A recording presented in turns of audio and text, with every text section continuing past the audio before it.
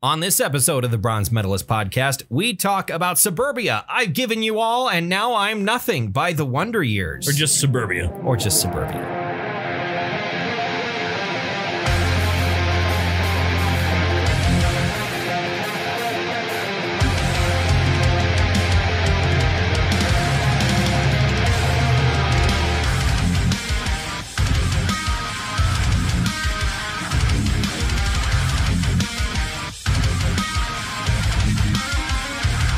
Hi, everyone. Welcome to another episode of the Bronze Metalist podcast. I'm Kayle. I'm OJ. We're two professional broadcasters. We like metal and we like to talk about it, but sometimes we spend a little bit of time talking about things that aren't metal, and this is one of those times. For the month of September, we're going to be talking about some albums that aren't really metal albums that we really enjoy. And, correct. Throughout the time that we've done these non-metal months, I usually set aside at least a week to talk about what is still probably my favorite band. That isn't a metal band, and my favorite band in general, which is The Wonder Years. They're a pop punk band from, I believe it's Lansdale, Pennsylvania, which is a suburb of Philadelphia. And they're more of a indie rock band at this point than just straight pop punk, but that's absolutely where they came from, and that's most of what is on this album. This came out in 2011, and this is their third full-length album, and it's the first of theirs that I enjoy pretty much all the way through. None of the songs on here, I don't consider any of them bad, but this is the first album of theirs that I will listen to all the way through without really wanting to skip anything. Nice. The Upsides has got a lot of enjoyable stuff on it, but you can tell that, like, oh, you know, they were 22 years old and, you know, they were fresh out of college. Sure. And these are the ideas that they had. And then Get Stoked on It. I've never actually listened to all the way through. Really? It's a little too tongue-in-cheek silly and a little too, like, skate punk. They were clearly, you know, 19 years old when they wrote this. Not that that instantly means it's bad, but it's by far their least polished effort. And I think they've all grown quite a bit as people. And they grew quite a bit as people, even between, you know, 2008 and 2011. There was quite a bit of personal growth happening there. That tends to be what happens when you leave college and really have to do things on your own for the first time. Is there's a lot of growth that happens there. But yeah, we'll talk more about the Wonder Years in a bit. First, how are you? I'm doing fine. Let's see, a friend of mine was in town this week. Beth and her husband Tim. Yes. So we did she brought a whole bunch of weird Asian snacks, which we ate. Snacks? On the radio. Yeah, so that was cool. Went to a bar twice in a row. 2 nights in a row, I went to a friggin' bar. A bar? I never go to a bar. When was the last time before that you went to a bar? Oh, it was in 2020. At some point. At some point, I think I wandered into... Maybe I didn't. I don't know. I don't remember the last time. I don't remember the last time I went to a bar. It was probably within the last 365 days, but I don't remember what it was or why. I'm not a bar person, but you went and hung out with some old friends. Hung out with some old friends. We talked about a friend of ours passed away over the weekend. Yeah, it sucks. Yeah. So, you know, there was sort of some talking about that. And what else happened? Not a whole lot. It was a very uneventful weekend. Yeah. Labor Day, didn't do anything for Labor Day, just enjoyed a day off. Yeah, and here's the thing is I said to myself the same phrase all day Labor Day because every 5 minutes I'd hear somebody start mowing something. Yeah. I'd hear, and then I kept saying to myself, you got to get out there, man. The weeds are getting tall. Go and do it. Got to go do it. Oh, look what's on. You know what I mean? Yeah. I mean, it's a day off. Yeah. Go and be lazy. That's fine. You don't want to go labor on Labor Day. Exactly. Don't do labor on Labor Day. I didn't do fucking anything on Labor Day. Nice. I just sat around and did fuck all, which I think was a worthwhile usage of my time. Sure. Generally speaking. I went kayaking on Sunday. Oh, good. Had a good time. That was fine. Saw my dad and my mom and my nephew. Nice. There for a bit, and yeah, it's just a good time. Oh, I went and saw my granddaughter over the weekend. Your granddaughter, how's the baby doing? She's rolling around now. She's all over the place. She had a little chew toy. It was just a letter Y. It's all it was. And she chewed on it a bit, but she'd throw it away and search for my daughter's belt. She'd much rather chew on a belt than the letter Y. I mean, it's a tough piece of leather. True. It's just strengthening those gums. She's getting teeth in. Getting those teethers. The teethers? Toofers. Toofers. Getting those toofers in. Yeah. For sure.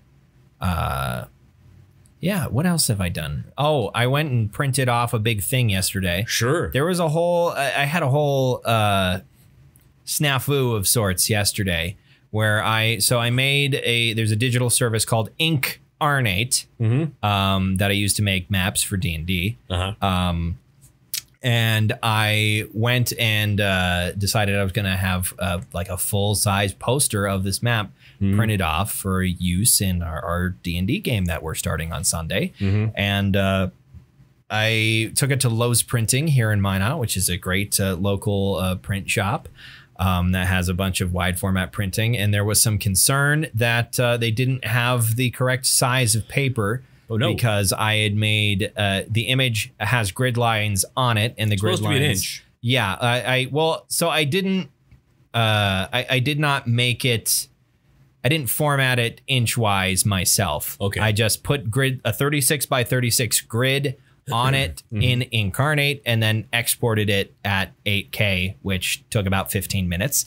But I exported it and just threw it on the flash drive. And then on my lunch break, I took it to Lowe's Printing. How big a file was it?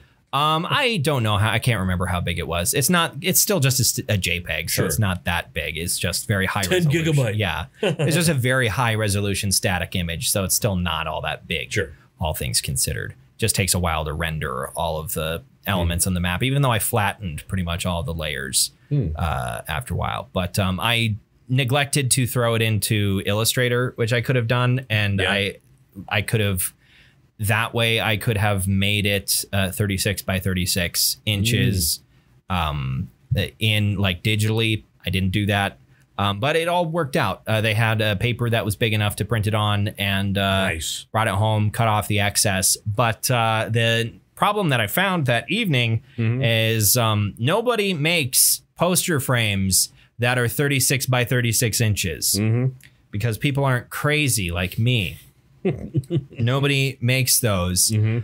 So I spent like an hour and a half trying to figure out what the fuck I was going to do, because part of what I wanted to do with this map in the first place is having it a frame. So there's a layer of plastic over it, over the map, and I can hang it on the wall behind my DM chair. And then, if we need to look at something on the map, I can take it off of the wall and put it on the table. And because there's a layer of plastic or whatever, I can draw on that with dry erase markers and show you stuff. And great, cool, awesome.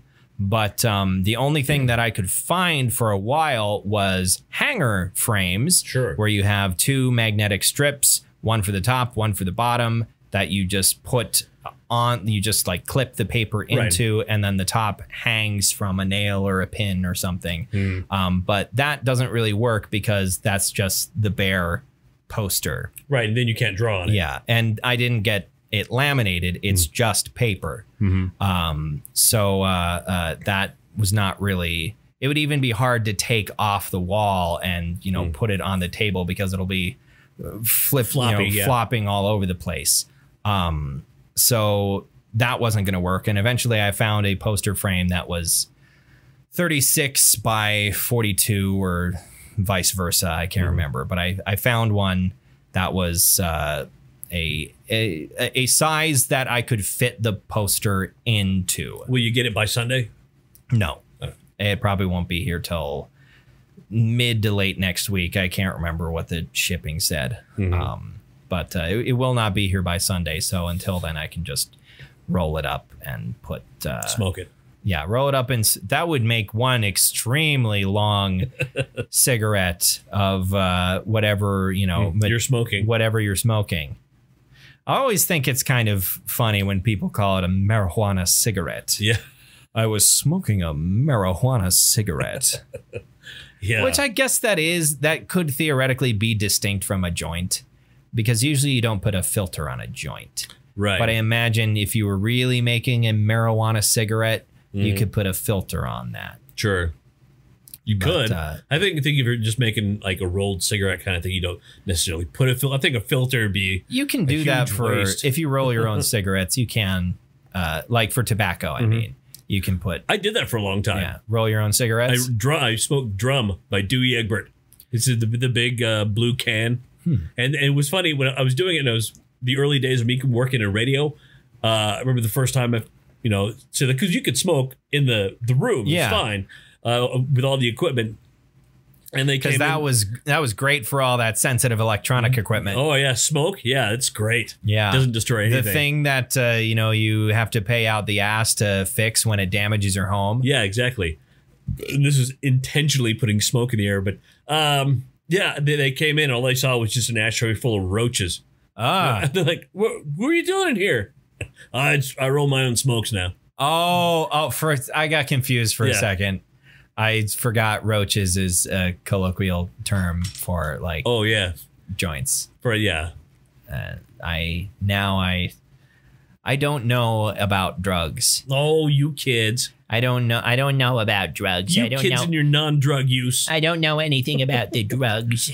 But yeah, that would be, if I rolled up that map, that would be an extremely large thing to smoke. The biggest blunt ever made. I wonder what the record for that is. The largest blunt anyone has ever made and smoked. Hey Siri, what was the world's largest blunt? Okay, I found this on the web for what was the world's largest blunt. Check it out.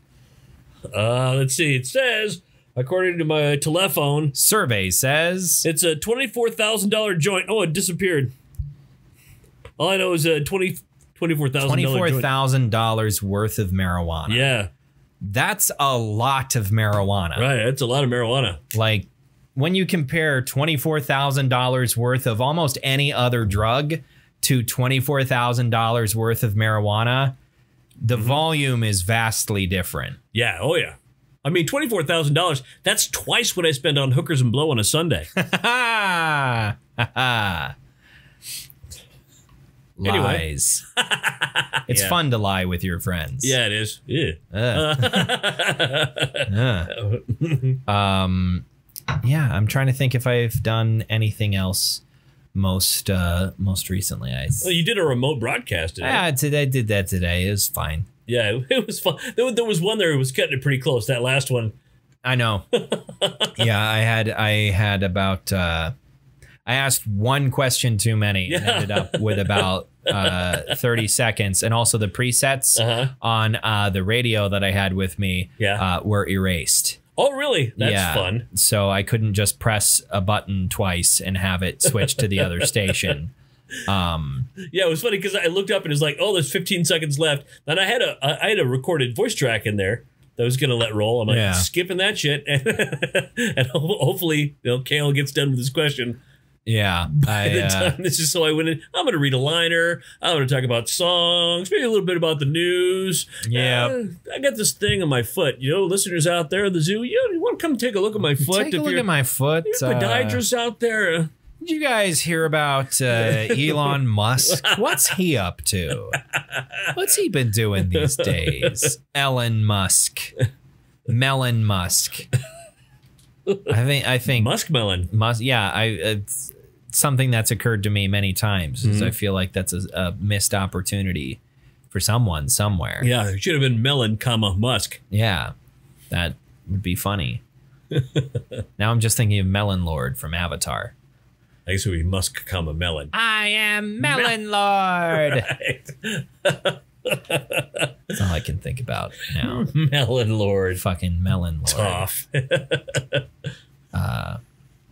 But yeah, I'm excited for Sunday. We know what our party composition is now. We know we have a half elf warlock. Yeah. We have a Firbolg cleric. We have a tiefling bard. We have you, who you are playing a mountain dwarf battle master, and we have a lizard eldritch knight. So I think that's a very good party composition. There's a lot of variety there. I've been consulting with a D&D expert, by the way. Which is Trampus. Yeah. Yes. I've been throwing ideas past him. And, you know, some of the things you said and some of the things I was thinking. I think, yeah, I like the idea of a retired military, spent some time as a private commando. Contractor. Yeah, and now, those were the dark years, and now came to work for this company. Oh, so it was it my my carriage driver idea? Yeah. That was it? Yeah. All right, cool. Yeah. That simplifies a couple of things for the latter half of session 0, where we hopefully are going to be doing some combat encounters. Nice. A combat encounter. Yeah.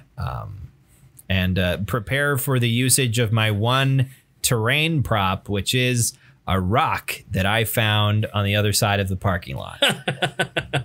It's a big chunk of sandstone.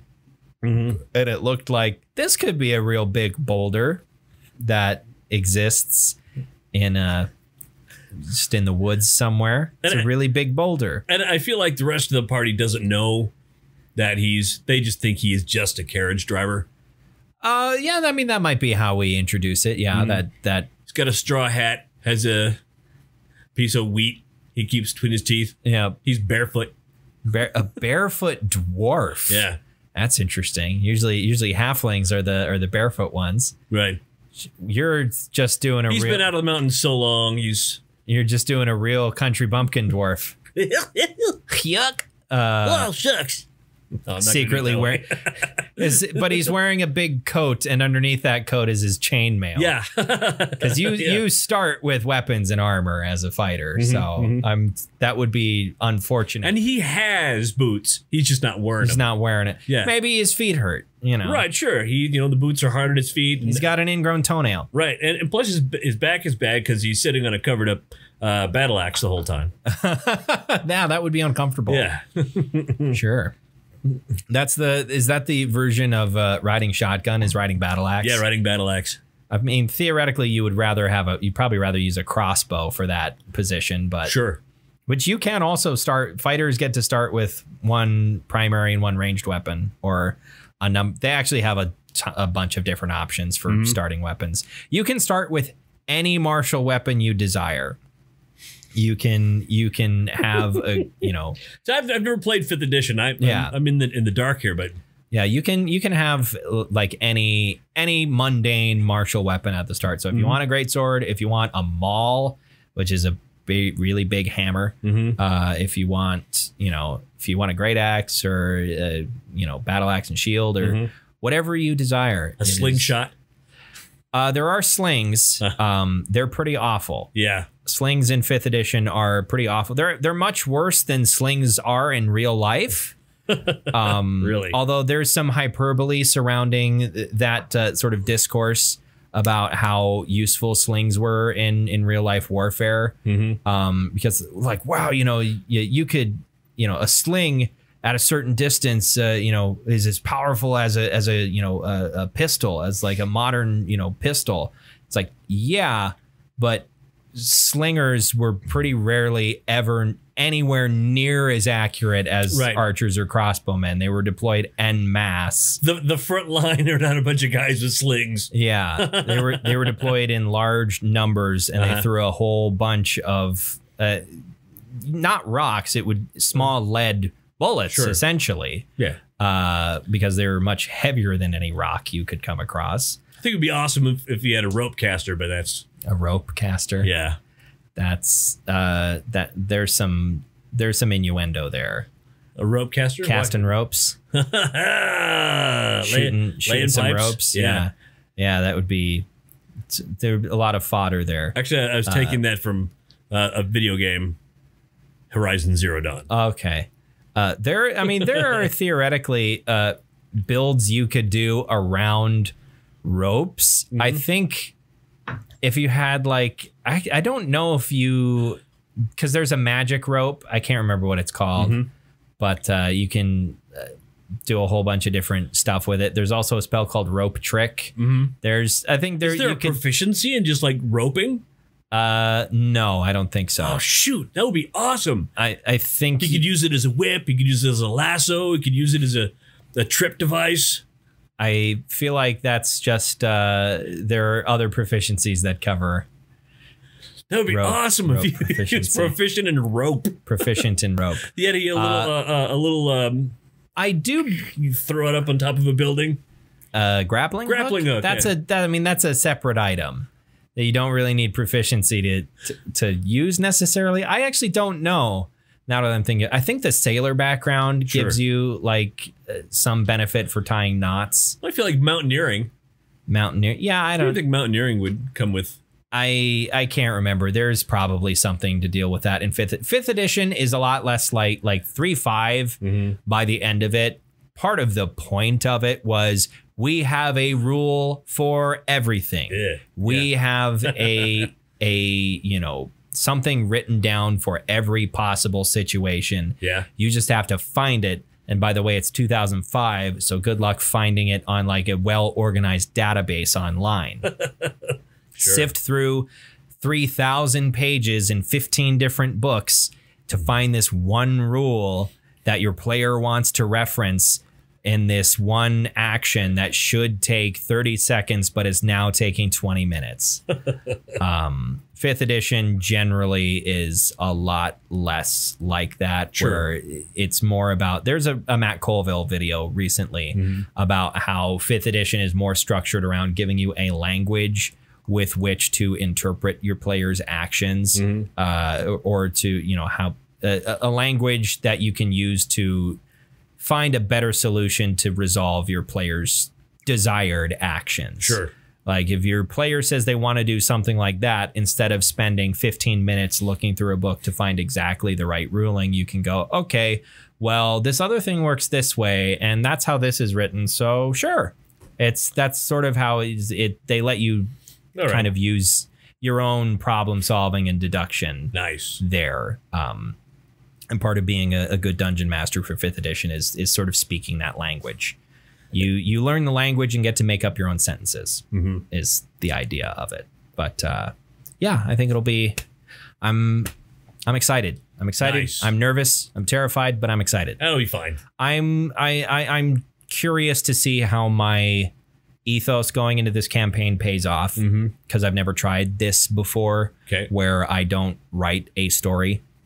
Every campaign I've done before, I write a story. I write a path. I have an idea for where I want the players to go. You don't have any of that? Nope. I have the world. I have a world. It's a big sandbox. That's why I have. That's why I asked for you guys to have motivations in your backstories. I can make things around that, but I want things to pop up kind of organically. I have some ideas for like big high level stuff, because that's the sort of thing that you want to be a bit more structured. Right. But that's as far as road, as far as low level stuff goes, I don't have plans for you guys. And for me, that's an important part for my mental health as a dungeon master. Sure. Because writing a story is begging to have your toys broken, right? Essentially. Yeah. That's writing anything for a D&D party is begging for people to step all over something you put a lot of work into. But you don't have anything like bare bones, like just one idea and that's it. I don't have this is a very free form sort of thing where like the most structured things are going to be early on is the town you guys get into and the initial quest. But after that, I'm not like I've done it so many times before where the entire campaign is structured around, oh, you guys are all mercenaries and you answered a ad on Fantasy Craigslist for this one mission that's going to take you the entire rest of the campaign. I've done that before, and it's always a massive amount of stress on my end because I have an outline, but I don't write it all ahead of time because that would take years. Right. So I spend, a couple months working on an outline for a campaign, and then I'm like, I'll fill it in later. And then I get sick of filling it in. And then I decide I'm tired of this, campaign's over. So instead of, if that happens to me now, instead of saying like, sorry, you guys will never get to finish this story that we've been building up for the last, 5 months. It's going to be like, yeah, we'll leave it for there. And when I come up with some ideas, I'll tell you guys, having it be a bit more free form and maybe giving myself the freedom to say like, OK, if I'm out of ideas, maybe we put the campaign itself on pause and meet up for like a one shot or a dungeon crawl or like a night where we play a different board game. We get to Kayle's house. Why is sorry on the table? Yeah, I mean we could play something like there are other fantasy like board games that don't require as much setup as D&D. There's like the Quiet Year. I've had a lot of fun playing that. Sure, that's how we made a world for a different campaign I'm playing in. Actually, there's this one fantasy game where there's these two different factors you have to take into account. Some of them are ladders, and while others are shoots. I've heard of this. Yeah, shoots and ladders. I believe it's what Dungeons and Dragons was patterned on. We're Dungeons and Dragons. Yeah. Then of course, the other game was where it's a total adventure. You could end up in a weird land made of candy. Exactly. So what I was going to say, yeah. There's also this great fantasy game that I've played where you get to have money. I think it was called Monopoly. You get to be like a business owner and have money and own like property and stuff. It's crazy. What an insane fantasy, but like more than one. On the boardwalk, OJ. On the boardwalk. Out of the sun? Playing Monopoly with my dad is a nightmare. Is it? Is he a monster? He's a complete monster at Monopoly. Without even trying. It's like he doesn't even try to win at Monopoly. He just sort of casually destroys everyone. See, I have the psych out. I have a specific Monopoly psych out. Like if I'm playing with my children love Monopoly. Yeah. And I don't understand it because they should be terrified playing with me because I give them the look. I will destroy you. He's just staring at me, staring straight into my soul right now. Yeah, I wouldn't. Okay, Dad, I'll pay you rent. I wouldn't want that. My dad does it with a shit-eating grin on his face the whole time. That's how he plays board games. It's infuriating because I get unnecessarily competitive at board games, and he thinks it's hilarious. He's not fun to play board games or card games with because he's really, really good at all of them. That's why I have video games. Yeah. But yeah, shall we talk about the Wonder Years? Sure. So if you've never heard me gush about the Wonder Years before, who? Who? So the Wonder Years is a American pop punk band. It really, you could call them a rock band at this point. Sure. But they are an American band. We're an American band. No, I don't want the television show. Google. I want the band. You know, I really want at some point while listening to the Wonder Years for Daniel Stern to do some sort of voiceover. At some point. Yeah. One of my favorite God damn it, no. How did I keep on typing this in wrong? Band. The band. You know who I am, Google. You know what I want. And that's Winnie Cooper. That's what I want. God. One of my favorite articles from Hard Times is Marilyn Manson denies playing bass in the Wonder Years. Because he looks like that one kid from the Wonder Years. Right. Yeah. So the joke was that he was the bass player for the Wonder Years. The Wonder Years. Band The Wonder Years. The Wonder Years is an American pop punk / just rock or indie rock band from Lansdale, Pennsylvania. They formed in 2005. We have Dan Soupy Campbell on lead vocals, Casey Cavaliere on lead guitar and backing vocals, Matt Brash also on guitar and vocals, Josh Martin on bass and vocals. It's a pop punk band. Everybody sings. Everybody's playing vocals. Everybody does vocals. Yeah, that's what you do. I could play the voice. Nick Steinborn on keyboards, sometimes guitar, backing vocals, and Mike Kennedy on drums. Oh, drums. Yes, on zither. There are certain songs, if you pay attention, where you can tell, like, okay, all three guitarists are on this one, because they really love in the crescendos of their songs to do like overlapping melodies and whatnot. Right. It's one of their hallmarks, really. They're my favorite band. I've been a fan of them for quite some time, since I was in college. There was a whole bunch. There was a period where there was a bunch of like newer pop punk bands that I was listening to. But the Wonder Years kind of wasn't one of them until New Year's Day of 2016, I think. And that was after like I had sort of gotten sick of a whole bunch of other like modern pop punk bands. But there was a Wonder Years song I was aware of called "Came Out Swinging." And I was like, wouldn't it be funny if the first song I listened to in 2016 or 15, I think it was 16. It was definitely 16. Wouldn't it be funny if that was the first song I listened to? 'Cause that's the first song it is. Yeah. Because I came out in the 2016 swinging, and then I listened to that one, and I listened to the rest of the album. And I was like, oh, I like this band now. And I've been obsessed with them since. And the main reason I've been obsessed with them since is like listening to most of their full length albums from earlier parts of their career. You don't quite you wouldn't expect for a band that sounds the way they do. Like they're very good songwriters as far as their instrument goes, but you would not necessarily expect the sheer lyrical depth. You know, that is the thing that I noticed the most about this band. Yeah. It's the lyrics. But like and that's the thing that really sells them for me and for a lot of other fans, is because, as good as everyone who plays the instruments are, they do a fantastic job. Yeah.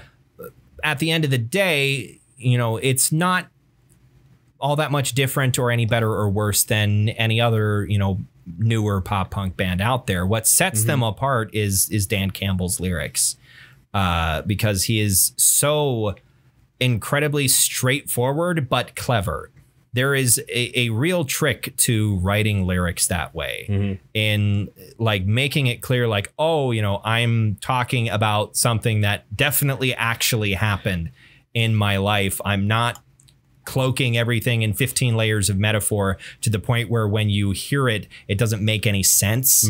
Like, I'm not a huge fan of lyrics like that, where like there's so much metaphor going on here. This could mean literally fucking anything. Sure. There is something to be said for that, but that doesn't really grab me all that much. I kind of prefer more straightforward stuff, and that's Dan Campbell's. That's his bag. That is right. That is his specialty. And the funny thing is, what I've heard from them, their acoustic set, because of that, was so much more. It just reach inside your chest and squish your heart. Kind of. It lets everything shine in the most painful way possible. And you turn, certain songs that were once a bit more upbeat into something a lot more upsetting. Like you've heard two of these songs before. When we did their acoustic albums, Hoodie Weather and I believe the other one was Coffee Eyes. Yes. Coffee Eyes and Hoodie Weather both have acoustic versions on the Burst in Decay EPs. And both of those turn from relatively upbeat sounding songs to being just heartbreaking in a way. But it really underlines what the message of the album is, because this album is sort of trapped in two different worlds in a sense, where things sort of bleed into each other on different songs. Some songs lean more in one direction than the other. But this album to me really is all about having one foot in adolescence and realizing that your other foot is in adulthood. Sure. And kind of being afraid of that. Like so much of this album to me seems to basically refer to like desperately trying to hold on to what the American idea of being in your 20s is supposed to be, where, go out and party and drink and have fun with your friends, but then realizing like, oh, it's the 2010s, and even if it was 2011 when this came out, realizing that, like being a millennial in your 20s is a lot different than being a baby boomer or a Gen X in their 20s. It's a very different feeling. And part of the other half of this album is realizing like, oh, I'm an adult and I have all this shit that I am responsible for now. I'm not in college anymore. There's all this stuff that I got to do.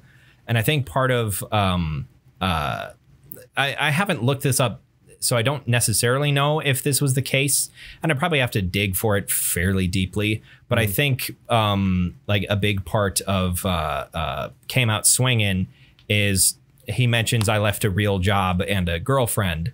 The girlfriend thing, of course, talking about a breakup, but I left a real job. I think this was around the time they decided to pursue being a band full time. Like that's going to be nerve wracking. Yeah, we're going to quit our real jobs with the regular paycheck and get in the van and go on tour, and this is going to be our job. This is how we're going to make a living. That is insane. Yeah.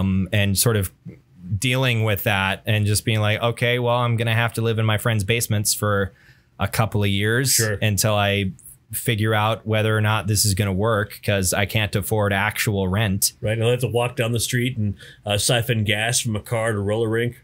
Put it in their van. Yeah, and then go to a skinhead music venue and get locked in a room by Patrick Stewart. Right. And ultimately mostly murdered. Yeah, we're talking about the movie Green Room. Yeah. Which that was about a hardcore punk band. It was. Which we talked about the movie on the air. Yes, we did. We've talked about Green Room on the podcast before. It's a fantastic movie. But it's sort of that's basically what the album is about. The album was directly inspired by the poem America by Allen Ginsberg. Right. Because Dan is a extremely avid reader. That's part of where his lyricism is rooted in, is he's, and I think that's very important for anybody who wants to like really write lyrics, is to just consume a lot of media of some kind. Depending upon what you're going for with the lyrics you're writing, it can sort of change the media. Do you want to write death metal lyrics? Watch a lot of horror movies. Read a lot of, Lovecraft or something. Do you want to write, thoughtful pop punk lyrics? Okay. Read some beat poetry and stuff. Get yourself like a copy of the Electric Kool-Aid Acid Test. The Electric Kool-Aid Acid Test. Yes. Listen to, do you want to write new metal lyrics? Listen to Chocolate Starfish and the hot dog flavored water on repeat nonstop for the rest of your life. The greatest album ever recorded. The greatest album ever made. I keep on seeing memes, and I don't know how tongue-in-cheek it is about how like Fred Durst and Limp Bizkit were the most important band that like saved, they saved music in the early 2000s. I don't know how ironic they're meant to be. Wait, hold on. Is you saying that the director of The Fanatic was in a band? Yeah, he was in a band. Really? Wow. The director of the acclaimed John Travolta film The Fanatic was in a band. That's another movie we've watched and talked about for this fucking podcast, is The Fanatic. Yeah. I kind of want to watch it again at some point. Can't talk long. Gotta poo. I can't watch this movie very long. I gotta poop. But yeah. I wonder if Dan Campbell likes Limp Bizkit. I don't know. But so the album was produced by Steve Evans, I think, who's recorded for some other people. I can't remember who else he's recorded for, but he's got his own Wikipedia page. But basically, he kind of put them through the ringer in a sense, not in like a when we were talking about Dream Theater recently about how the producer for there was like a maniac. Right. Steve Evans was just apparently very hard on them and trying to like squeeze the best album possible out of them, which was apparently rather grueling. But I think it shows in the sound and the composition of this. This sounds very professional for, a band's third album and really their second real album. Because I think Get Stoked on It was a pretty laissez-faire type of production run. But I think this was their first like big boy album where it's like, okay, we're really, going hard on the production on this. And we really want this to sound as good as possible. But do you think this album slaps? Yeah, it does. I would agree. I think it slaps most of the time. I was looking at the Wikipedia page. I didn't compile things into an average score, but everything is pretty good. Website absolutepunk.net gave it 5 out of 5. AllMusic gives it a 3.5, I think. 3.5 out of 5. Blair Magazine 4.5. Punknews.org 4. Alternative Pressed. Alternative Press 4.5. Kerrang 5 out of 5. So this was pretty, well received by publications at the time. And I think it's sort of, I guess I wasn't really aware of the Wonder Years at that time. I was like 15. Sure. So I wasn't really aware of a lot of things as a 15-year-old.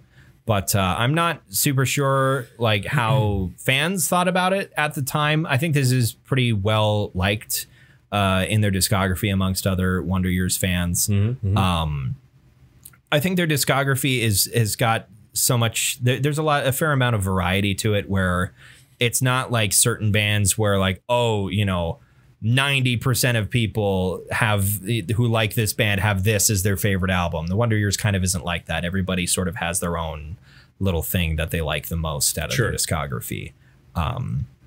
But this one's I like all of their stuff pretty equally. I'm not sure where this falls on my list of Wonder Years albums that I like. I think my favorite is still The Greatest Generation. But I really like Sister Cities a lot.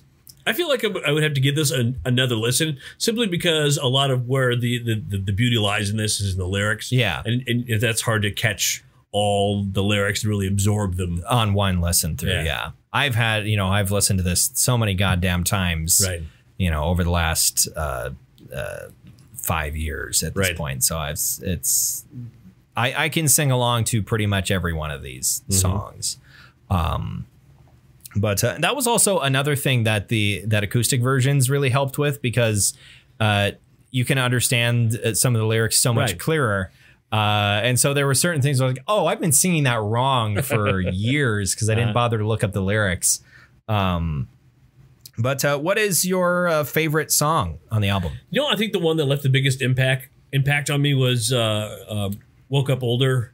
Woke Up Older. Yep. That one's a pretty sobering song. Yeah. Very sobering. And once again, carrying 2 years in the bags under my eyes. Yeah. That sounds right. Yeah. It's like, oh man. Oh shit. It's me. I'm singing a song to myself. Look at that sad motherfucker in the mirror. Yeah. I'm looking at the man in the mirror. Yeah. And holy shit. That's my favorite Wonder Years song. Yeah. Michael Jackson's. Yes. I'm looking at the man in the mirror. I think, on this listen through, maybe other listen throughs at different points. But right now, one of the songs that I really like the most, I have to say, I won't say the Lord's Prayer. There's something about, there's a level of anger on that track that isn't present in a lot of Wonder Years stuff. There's a level of just pissed off energy there that I needed in the last couple of weeks. So for right at this moment, I think that's my favorite song. But at different points, I would probably say stuff like And Now I'm Nothing. I think that that's the last song. The closer track, I'm a big fan. I like this sort of what's the musical term? The motif of the tracks that form the title, right? Because you have 3 separate tracks. There's Suburbia, then there's I've Given You All. I've Given You All, yeah. And then there's And Now I'm Nothing. And I've Given You All is the acoustic sort of. Yes, that one talking about old alcoholics. Yep. Drinking by the train. Like, God, he's painting such a vivid picture. Yeah, because I woke up older. That's me now, and then I've Given You All. That's me 2 years from now. Yeah.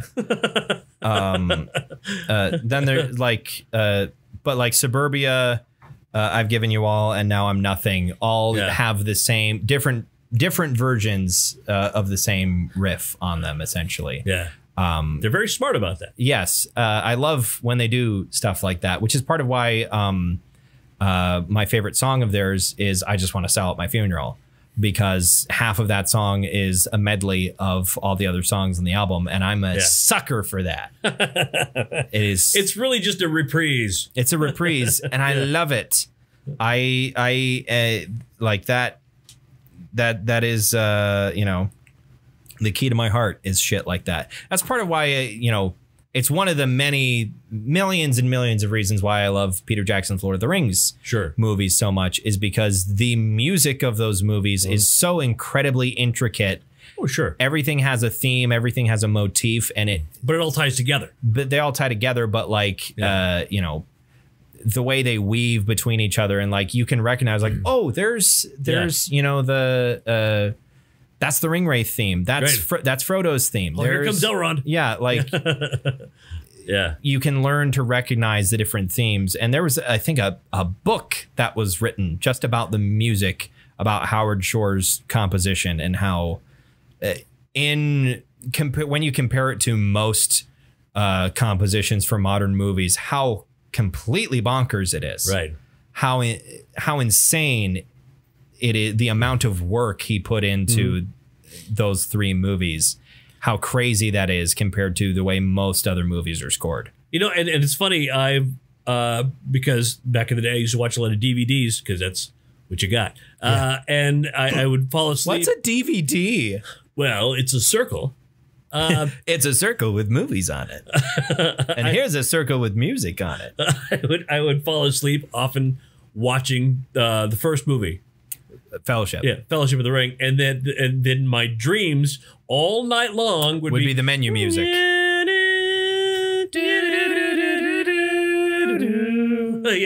Which I think that's the Ring theme specifically. But I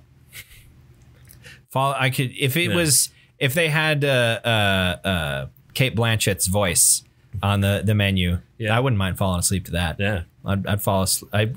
Can Cate Blanchett sing me a lullaby, read me a bedtime story, but in her Galadriel voice, please? Galadriel's weird because she's so beautiful, but also scary. Right. Galadriel's like like a tiger. She's very pretty, but also don't put your hand over there. Yeah, unless you're Celeborn or Celeborn. I never know how those names are pronounced. It's like cellophane with Tolkien's elves, right? But he's he ain't afraid to touch her, if you know what I mean. Anyway, Lord of the Rings. Make her O-face. No. What? No. Galadriel's O-face. No. This is not becoming a Lord of the Rings / fiction podcast. All right. I forbid it. You shall not pass. You shall not pass. But what medal are you giving to this album? Are you bestowing upon this album, like Maz Kanata to Chewbacca? You know, it's a high silver for me. Okay, hi-ho silver. Hi-ho silver. Because, like I said, I have to listen to it again to truly appreciate all the lyrics and everything, because there's a lot of fucking lyrics. Yeah, there's nothing, a lot. There's nothing slow sung on this. Yeah, it's not how they rolled back then. He doesn't waste time with what's it called that Christina Aguilera does. Oh, vibrato. Yeah, vibrato. Or I don't know if what she does is even really vibrato. It might be a step further than that. Massimio? No, we where one syllable has like 33 notes. Yeah. Yeah. Well, that was Shakira right there, but she does it too. She does. Shakira does it too. But yeah, it's no Dan's a straight shooter. Right.